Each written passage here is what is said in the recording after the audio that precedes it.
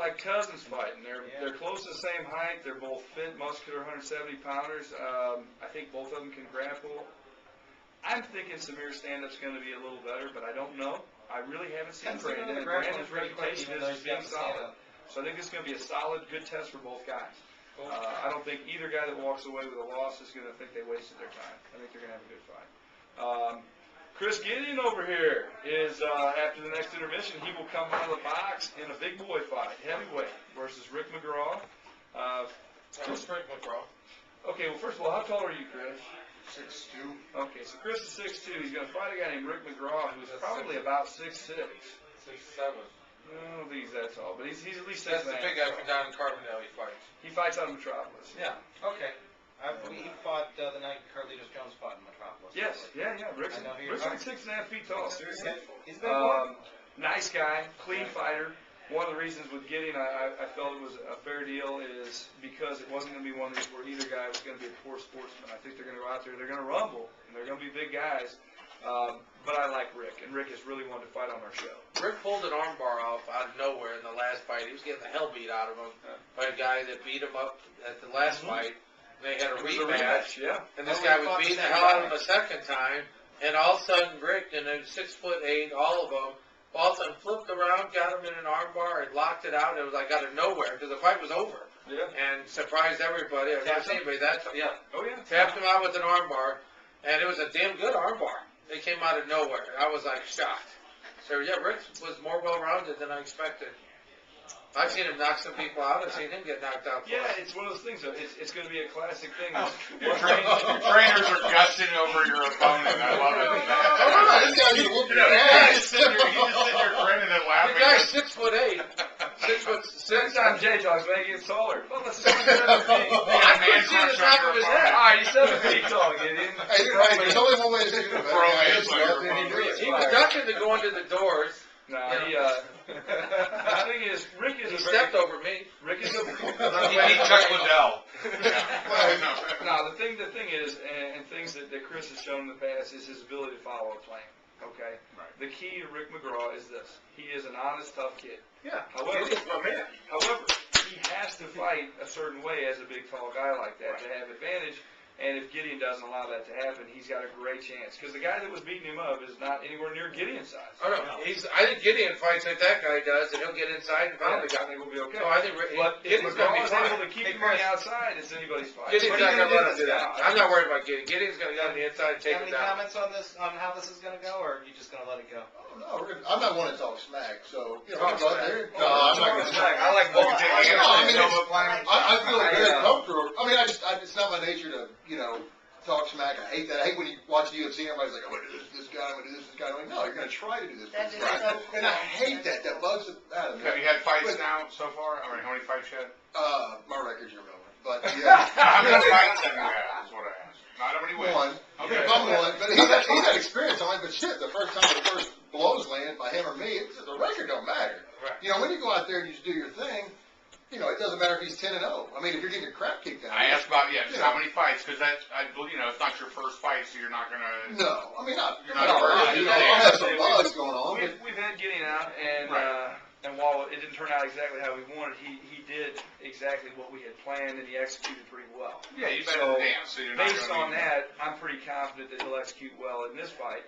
But again, like I said, this is a good fight. This is a great fight. This is going to be a good fight. If he imposes his will, it'll be the most exciting thing you've seen right after that intermission, because you're going to see two monsters in there that stand over the cage, beating on each other. But this will be a highlight. I mean, people love the heavyweights, and this would be a good one here because Rick engages. Both guys will be in decent shape. Nobody's going to be fat or slow. It's going to be this is going to be a good I might one. be fat, but I'm going to go out there and I'm going to do my thing. Other than that. I'm going to go out there, I'm going to have fun. I'm going to enjoy it. We're going to go out there and, do what we do. I didn't train this long and this hard and put the time in not to go out there and have fun and not to go out there and do what I do.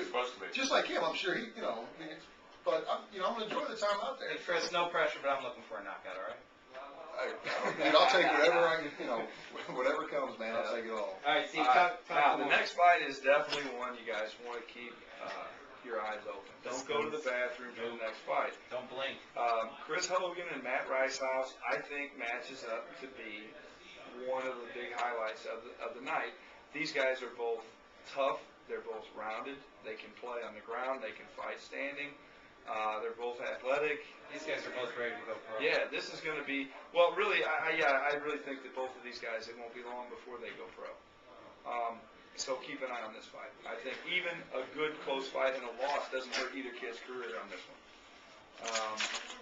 After that, I've got Dustin Pearson, who you guys have seen. I don't think you've had him on the show, but he's been at gym shows a couple times. And he's going to fight a kid named Jeff Beam out of Eversville. Beam has more experience, and he's a little older than Dustin, but Pearson is hungry. He took an illegal knee in his last fight and was knocked out. He actually won by DQ, doesn't feel too happy about that. And he's fully recovered. He's ready to go out there and test it out. And I think he's going to be dangerous. So looking forward to that one. Fight 15 is going to be Lori's husband, Adam Donovan. And while it's listed right now at 135, we actually, Adam absolutely would do anything possible to get on this show. He wants to be part of it. He's in shape. He's hungry. He's ready. We're going to move him up a weight class to 45 and fight him against a kid out of Southern Illinois named Daryl Coleman. And that's going to be interesting because it's going to be a little David and Goliath situation because Adam was on weight to make 35 if he needed to, and now he's going to go ahead and reverse and gain a little weight back. But he's not going to gain a ton because he's in too good a shape. Right. He's not going to stop training. Okay. Fight 16 is going to be a kid named Cordis Stitt out of Decatur, Illinois, at 170. Cordis is, I'm going to say 6-1, 7-1, something like that. Explosive, athletic kid. Really starting to come together. I don't know how much longer he's going to be an amateur. And he's going to fight Jason McVeigh, which is out of actually Boggy's gym. Mike Rogers is the one that actually manages his fighting, but Mike had said he trains, at both gyms, but probably more at Boggy's. McVeigh is a solid guy. I think he's maybe 8-0, so this looks to be a tight one as well.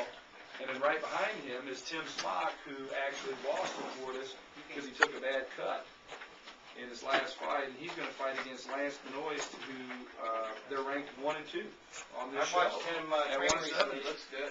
Yeah, you know what? I expect both of these guys to come in great shape and try to pull off some interesting stuff. And then we're going to wrap it up with our first BMF Fight Word title fight. We're going to have a 125-pound title. I think they're going to actually meet at 30 with James Walsh out of Granite City and Joey Valdez. And Valdez, I believe, I don't have his address written down here. James is the main event?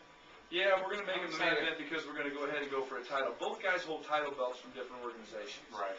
And they're going to go ahead and fight for ours. And then I believe James is even scheduled to fight for another belt here in another month or two. So he's on a belt collecting run. He's definitely one of the best. 30 belts. The weight is, the title belt's actually 125, but the guys agreed to a catch weight of 130. That's still okay for him. Yeah. So that's going to be the card as we see it. That's the Tell best. us how they get the tickets, Steve. Yeah.